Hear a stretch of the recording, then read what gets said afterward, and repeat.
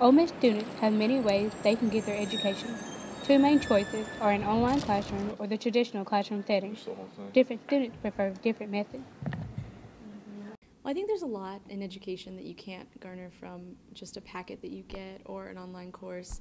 And I think what you receive in the classroom is not just the interaction with your other classmates, but also the knowledge from the teacher. And I think that's huge, especially in journalism. You want to be able to interact with your classmates and your teacher and get that information from them. And there's so much more than just the packet full of information that you can get that from. If you have to take an online class because you're really busy, or let's say you're an adult coming back as a student and you've got a full-time job, then online classes are good for you. But for me personally, for students like as a student who likes to be in the classroom, talking with a teacher, maybe asking questions directly and not waiting for an answer to come back, I think I think traditional classrooms are better. Well, there's advantages to both of them. If a student's sitting in front of you, you can, and a question pops in their mind, they can ask it. And you don't necessarily have that type of direct contact. They can always send an email, they can always, in an online course, but you don't have the extemporaneous.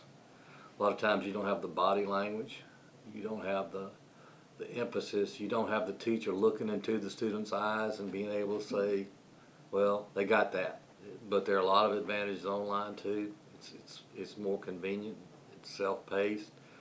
Students tend to get more out of an online course because they have to really be more self-disciplined. It's active learning instead of passive learning in a lot of cases.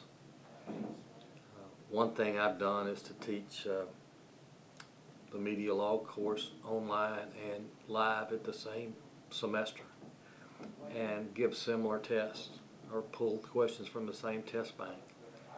And it's amazing how closely the success rates on a test are. I like students, and I like to interact with students, and so you miss that when you're teaching online. It's more of a remote control, Reported for NewsWatch, Kristin, Waldrop, and McClain, Forman.